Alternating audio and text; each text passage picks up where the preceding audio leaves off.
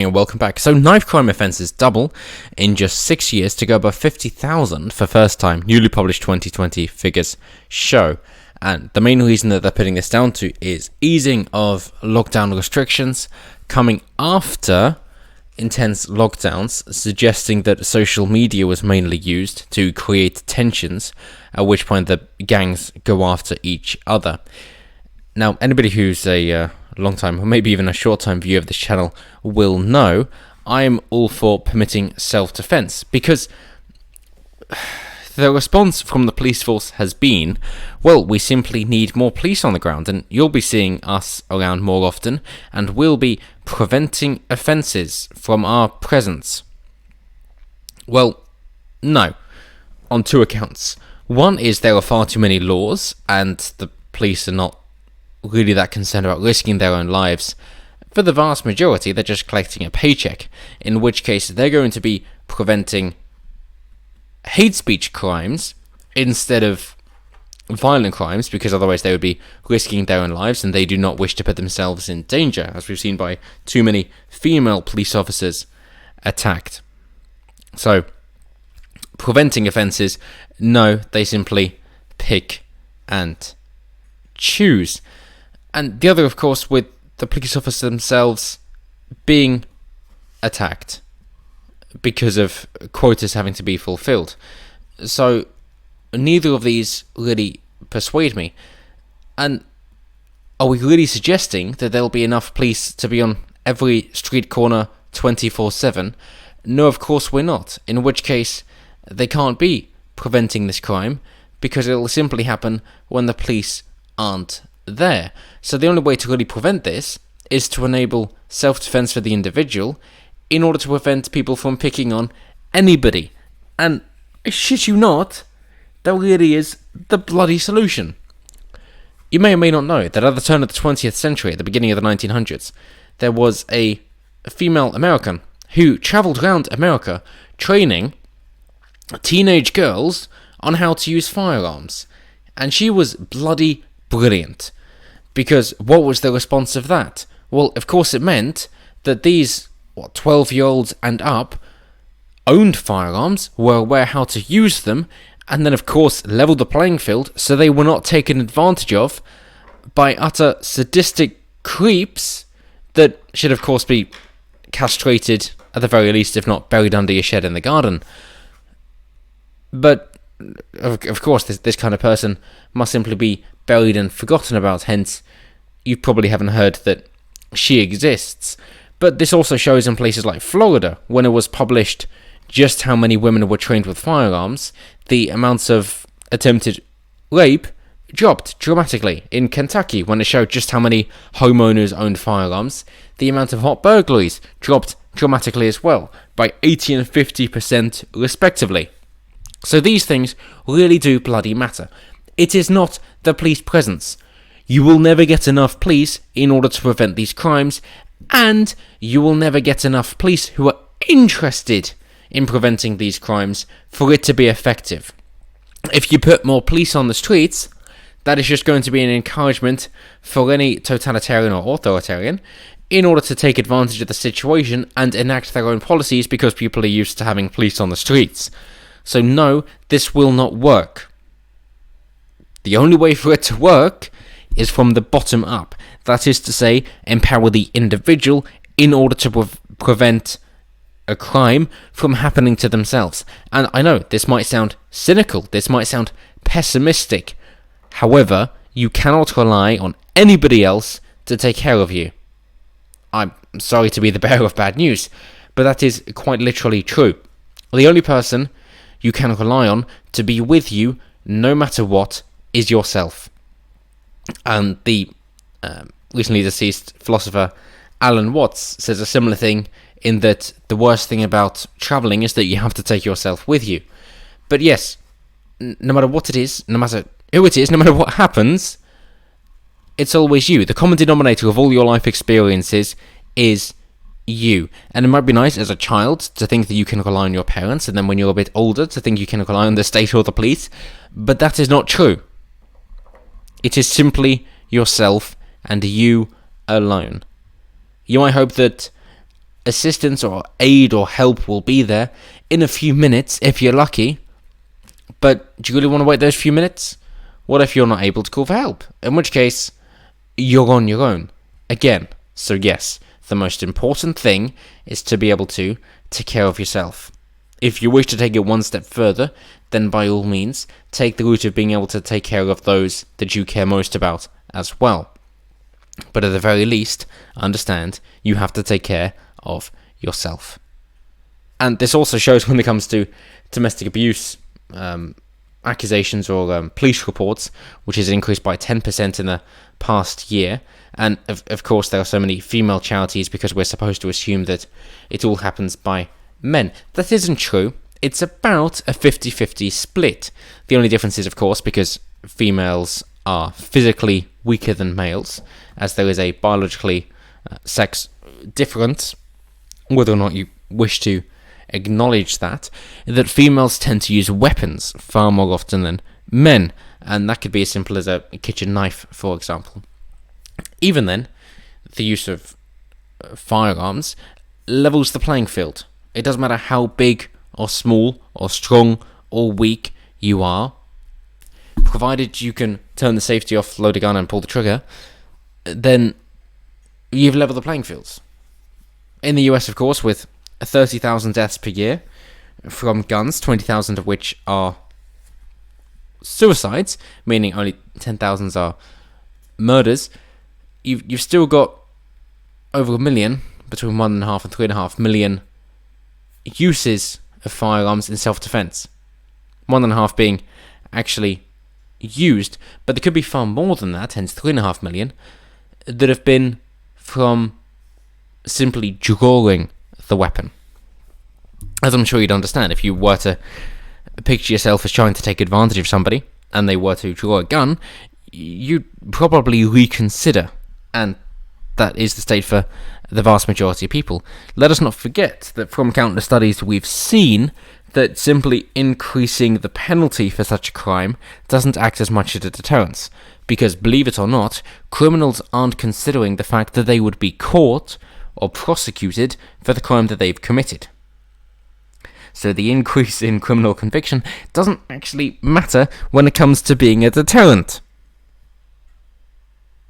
However, of course, that individual being right there with a weapon, that's a bloody good deterrent.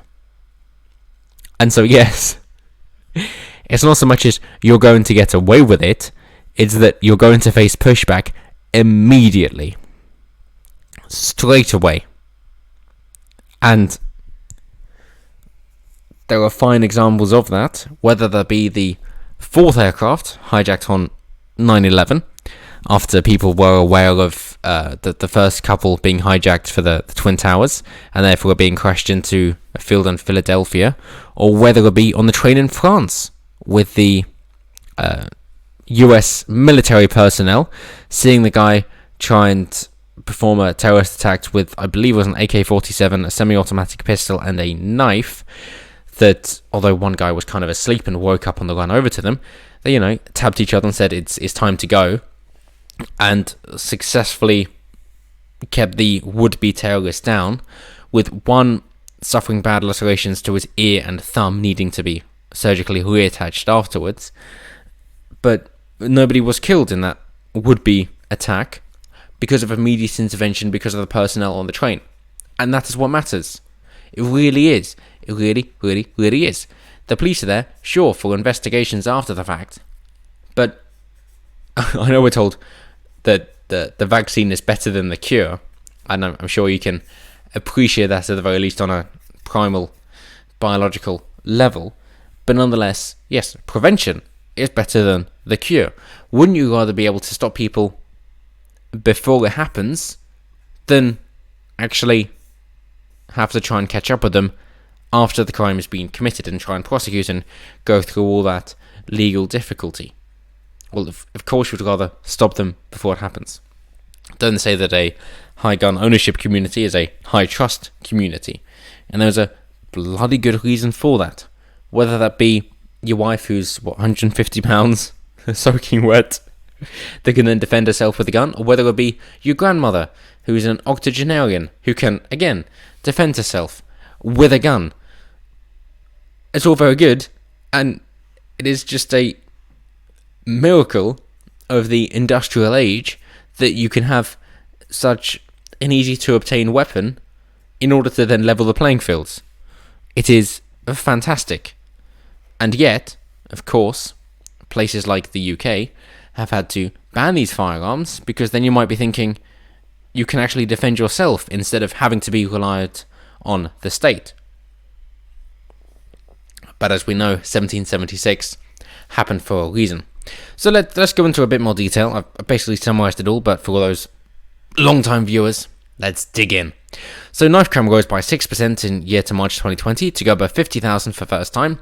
NHS hospitals in England reported 8% fall in admissions for assault by knives, and the ONS also found that homicides have risen by 7% to 695 offences.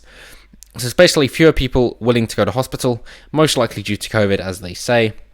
Here is the graph, if you prefer a picture reflection of what happens, showing police recorded crime compared to NHS admissions. So you see it rises and falls respectively, as said. So, London is of course driving this. The lack of stop and search has of course driven this as well. The idea being, if you carry a knife, you have 5 years inside. That doesn't really seem to be materialising. And of course the decon doesn't want that to happen either. But with somebody like Commander Jane Connors, the Met's violence lead, said that the force was prepared to take on violent criminals post-shutdown. Yeah, sure. What do you have to say about that instead of what do you have to do about that? And when are you going to be on the front lines, Miss Connors? She said, this operational activity already places us on the front foot to prevent any emerging incidents of violence. Yes, prevent. What does that mean? It means Twitter. Okay. This surge activity gives officers the ability to assess intelligence. Oh dear. A state-sanctioned group assessing intelligence. Yeah. Because who can assess intelligence better than a department that isn't allowed to go out of business? Perfect. Right, anyway, sorry. So assess intelligence and identify certain areas where there is a risk for these crimes to occur. As in lack of two-parent households, as in broken homes. Where's that mostly happen? Oh, black neighbourhoods. Right, so you're going to have increased police presence in black neighbourhoods. Are you? In City Can't London? I don't think you are. So what is this word salad?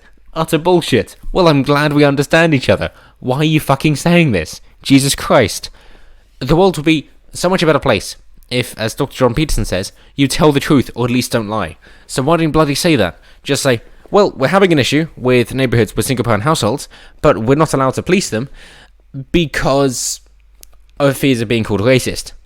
So all you black people, especially those that are concerned of being stabbed, we're not allowed to come to your communities in order to help you out because we will be branded racist.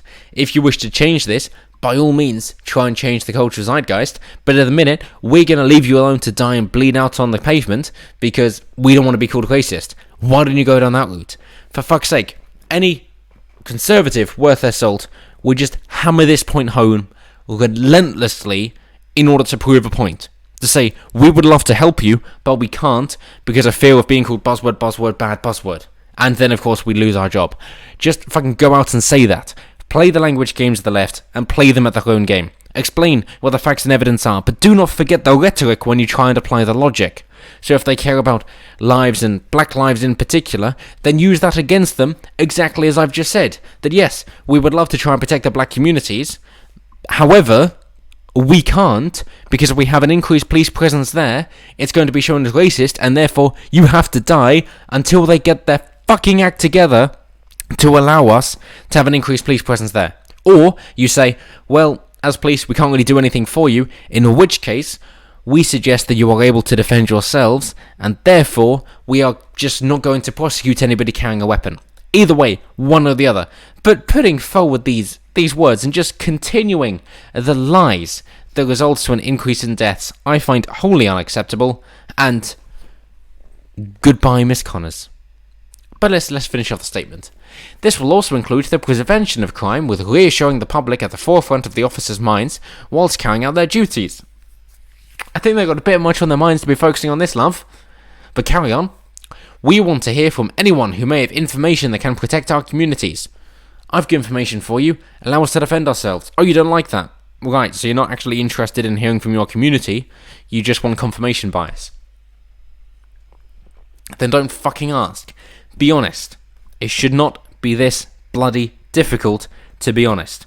If you say something that is unpopular, either explain yourself or acknowledge that, step away, form some voluntary associations with people who wish to be with you, and that is it. Do not force people to pay for things that they do not wish to support. Why is it so bloody complicated? It is as simple as that. It is illegal, immoral to mug somebody and force them to take their money in order to support somebody that they don't support. Exactly the same goes for the level of taxation we're facing. Okay? Universal principles. It is as straightforward and simple as that. And then they go into domestic abuse surge by 10%. As I've already explained, women are more likely to use weapons. How about we enable ourselves to level the playing fields and equalise the law? Let's not give a shit about sex. How about that? Seeing as we're blending genders anyway, who gives a shit? But I'm going to leave it there. So let me know what you guys think down below. Do we think that, we should have greater police presence in areas where there are more crimes to be committed, which is going to be black neighbourhoods, simply because black women marrying the state on a higher rate than white women, and it is the single-parent households that actually cause it, but of course you've got to draw that race line there and blame it on racism? Or do you think, no, we should actually be able to defend ourselves, and if not, we will find a way anyway? Don't you know that 3D gun printing is becoming ever more accessible, in which case we will be able to defend ourselves whether you like it or not? Either way, let me know down below. Always intrigued to what you guys have to say. And as always, until next time, have a good one.